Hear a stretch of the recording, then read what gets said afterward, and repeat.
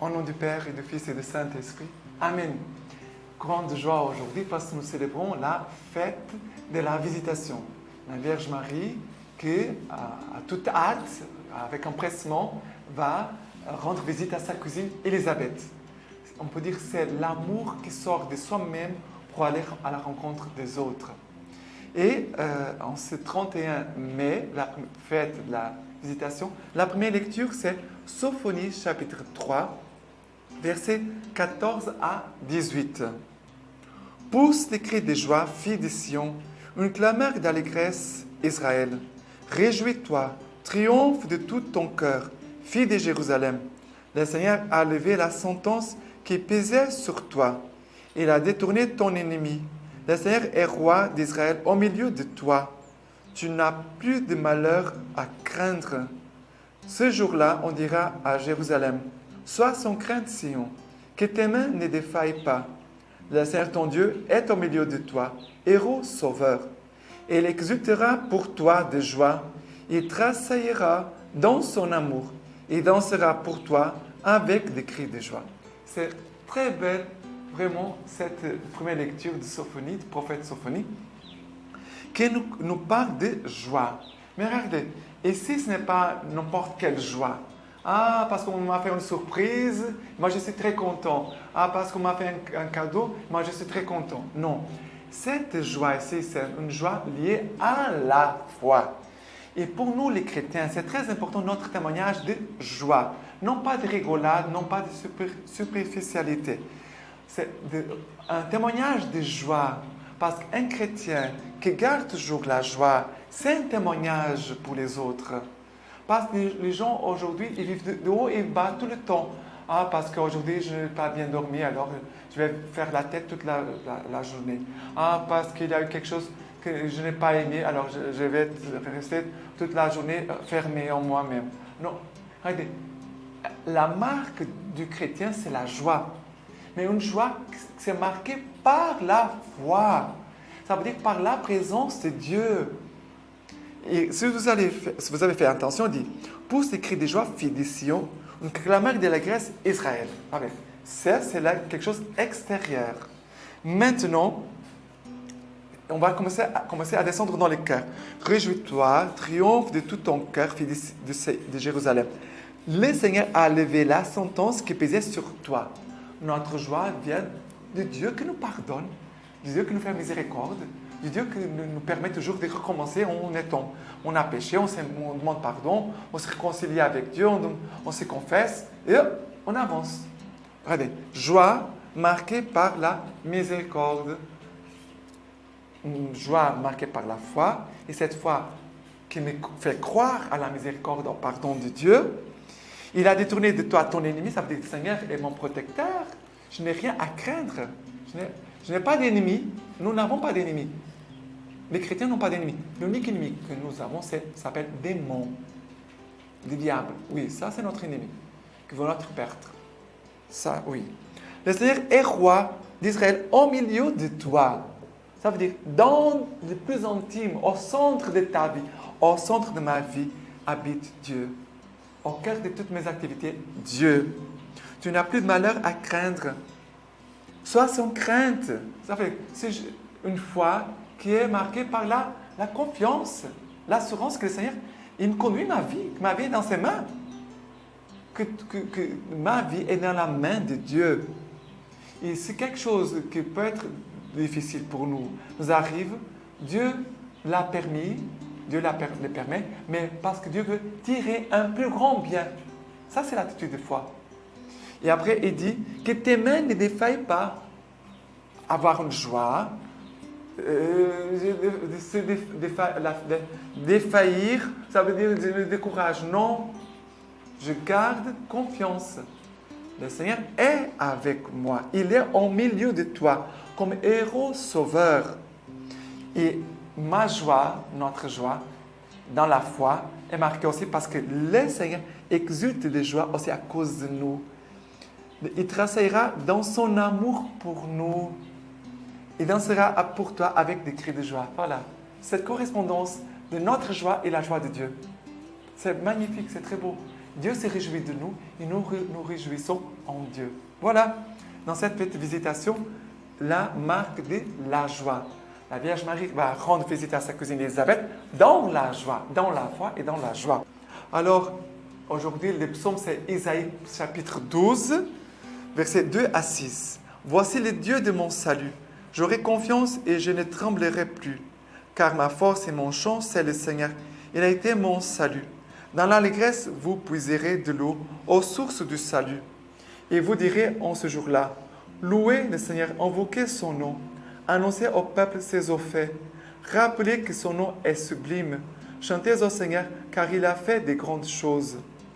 Qu'on le proclame sur toute la terre. Pousse des cris de joie, des clameurs habitantes de Sion, car il est grand au milieu de toi, le Saint d'Israël.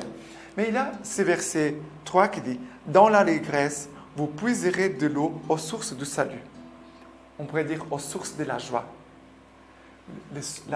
La source du salut, c'est la source du salut pour nous. Il n'y a pas de joie hors du salut de Dieu. Non. Et quand nous allons prier, quand nous faisons la lecture divine, que nous prenons le temps de prier, d'adorer le Seigneur, mais surtout d'écouter sa parole, nous sommes en train de puiser aux sources du salut, nous sommes en train de puiser la force du salut pour notre vie et qui réjouit notre cœur. La joie, c'est une conséquence du salut de Jésus pour nous. Jésus est ressuscité, il a vaincu la mort, il a vaincu nos péchés. Il est notre Seigneur. C'est lui l'amour de nos cœurs, la joie de notre cœur. Mais à cause de son salut. Vivre la joie, c'est de manifester la victoire du Christ, de manifester la résurrection du Christ. C'est très important. Très important. Et il dit, annoncer ses eaux faits. Annoncer au peuple ses eaux faits. Ça veut dire qu'on manifeste la fidélité de Dieu. On manifeste la bonté du Seigneur et on manifeste le salut de Dieu. Et pour cela, on est dans la joie. Et non pas dans une joie égoïste pour moi. Et si les autres ne sont pas dans la joie, c'est leur problème. Non. Non. La joie se communique aux autres. Il faut aussi que les autres soient dans la même joie qui vient de Dieu. Dieu est la source de notre joie. OK? Et maintenant, la lecture de l'Évangile, c'est Luc, chapitre 1er, versets 39 à 56. En ce jour-là, Marie partit et se rendit en hâte vers la région montagneuse, dans une ville de Juda. Elle entra chez Zacharie et salua Élisabeth. Et il advint, dès qu'Élisabeth eut entendu la salutation de Marie, que l'enfant tressaillit dans son sein. Élisabeth fut remplie de l'Esprit Saint. Alors, elle poussa un grand cri et dit, « Bénie es-tu entre les femmes, et béni le fruit de ton sein. Et comment m'est-il donné que vienne à moi la mère de mon Seigneur? Car vois-tu que dès l'instant où ta salutation a frappé mes oreilles, l'enfant a tressailli d'allégresse en mon sein. Oui, bienheureux celle qui a accru en l'accomplissement de ce qui lui a été dit de la part du Seigneur. » Marie dit alors, « Mon âme exalte le Seigneur, et mon esprit tressaille de joie en Dieu, mon Sauveur, parce qu'il a jeté les yeux sur l'abaissement de sa servante. Oui, désormais toutes les générations me diront bienheureuse, car le Tout-Puissant a fait pour moi de grandes choses. Saint est son nom, et sa miséricorde s'étend d'âge en âge sur ceux qui le craignent. Il a déployé la force de son bras, il a dispersé les hommes au cœur superbe. Il a renversé les potentats de leur trône et élevé les humbles. Il a comblé des biens les affamés et renvoyé les riches les mains vides. Il est revenu en aide à Israël son serviteur, se souvenant de sa miséricorde, selon qu'il avait annoncé à nos pères, en faveur d'Abraham et de sa postérité à jamais.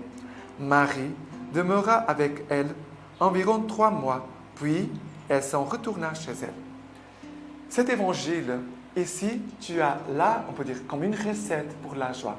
Quand quelqu'un n'a pas la joie, on peut lui dire, va lire Luc chapitre 1, verset 39 à 56. Ici, nous avons tous les ingrédients pour la joie. il faut garder la joie toujours. Toujours. Première chose, Marie, elle sort d'elle pour aller à la rencontre des autres, pour aller rencontrer sa cousine qui était avancée en âge, qui était enceinte, qui allait accoucher.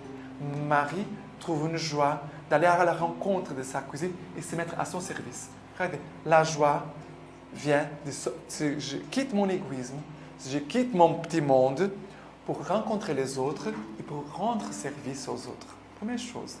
Après, Élisabeth entend, Élisabeth va dire, au moment qu'Élisabeth eut entendu la salutation de Marie, l'enfant tressaillit dans son sein, et Élisabeth fut remplie de l'Esprit Saint. Pourquoi Élisabeth a été remplie de l'Esprit Saint et Jean-Baptiste tressaille de joie? Parce que dans le sein de la Vierge Marie, il a déjà la présence de Jésus. Jésus nous communique une joie. Ça veut dire, s'approcher de Jésus, approche-toi de Jésus et tu auras cette joie. Et Jésus va te communiquer l'Esprit Saint, l'Esprit de joie. Approche-toi de Jésus. Après, elle va dire, oui, bienheureuse celle qui a cru en l'accomplissement de ce qui lui a été dit de la part du Seigneur. Okay. Croire, écouter la parole, croire à l'accomplissement de la parole de Dieu, et voilà que je fais un acte de foi et j'avance. Et je crois à l'accomplissement de la parole du Seigneur. Et cela produit une joie, parce que Dieu, il est fidèle. Il ne me lâche pas, ne m'abandonne pas. Après, regardez, Marie va chanter le Magnificat, ça veut dire la louange. Quelqu'un qui veut garder la joie, il est dans une prière d'action de grâce, de louange. Il dit merci au Seigneur en toutes choses. Et je peux remercier le Seigneur en toutes choses, de le bénir, Seigneur, même si je viens de commettre un péché, je me tourne vers toi, Seigneur. Merci car tu me pardonnes. Seigneur, merci car tu me donnes la force de me mettre debout, de recommencer à nouveau. Seigneur, sers-toi de ma chute pour maintenant me fortifier. Donne-moi ta fermeté pour que je puisse vraiment te suivre avec fermeté et fidélité, que je sois vraiment un vrai témoin de toi en toutes choses. Et ici, on trouve plein d'ingrédients pour notre joie et que cette joie demeure toujours. Jésus a dit cela. Ce que je vous annonce, c'est pour que vous ayez la joie et que votre joie soit parfaite. Mais cette joie qui vient de Dieu. Et maintenant, la lecture patristique d'aujourd'hui, c'est Homélie de Saint Bède le Vénérable. Mon âme exalte le Seigneur, exulte mon esprit en Dieu mon Sauveur. Le sens premier de ce mot est certainement de confesser les dons que Dieu lui a accordés à elle, Marie, spécialement. Mais elle rappelle ensuite les bienfaits universels dont Dieu ne cesse jamais d'entourer la race humaine. L'âme glorifie le Seigneur quand elle consacre toutes ses puissances intérieures à louer et à servir Dieu. Quand, par sa soumission aux préceptes divins, elle montre qu'elle ne perd jamais de vue sa puissance et sa majesté. L'Esprit exulte en Dieu son Sauveur quand il met toute sa joie à se souvenir de son Créateur, dont il espère le salut éternel. Ce mot, sans doute, exprime exactement ce que pensent tous les saints, mais il convenait tout spécialement qu'il soit prononcé par la bienheureuse Mère de Dieu qui, comblée d'un privilège unique, brûlait d'un amour tout spirituel pour celui qu'elle avait eu la joie de concevoir en sa chair. Elle avait bien sujet, et plus que tous les saints, d'exulter de joie en Jésus, c'est-à-dire son Sauveur. Car c'est lui qu'elle reconnaissait pour l'auteur éternel de notre salut. Elle savait qu'il allait, dans le temps, prendre naissance de sa propre chair, et si véritablement quand une seule et même personne serait réellement présent, son Fils et son Dieu. Car le puissant fait pour moi des merveilles, saint est son nom. Pas une allusion à ses mérites à elle. Toute sa grandeur, elle la rapporte au don de Dieu qui, subsistant par essence dans toute sa puissance et sa grandeur, ne manque pas de communiquer grandeur et courage à ses fidèles, si faibles et petits qu'ils soient en eux-mêmes. Et c'est bien à propos qu'elle ajoute « Saint est son nom » pour exhorter ses auditeurs et tous ceux auxquels parviendraient ces paroles pour les presser à recourir à l'invocation confiante de son nom. Voilà. Demandons, ayons confiance dans le nom de Dieu. Et maintenant, je vous laisse la bénédiction par les mains toutes pures de la Vierge Marie. Que Dieu Tout-Puissant vous bénisse et vous garde, le Père, le Fils et le Saint-Esprit. Amen.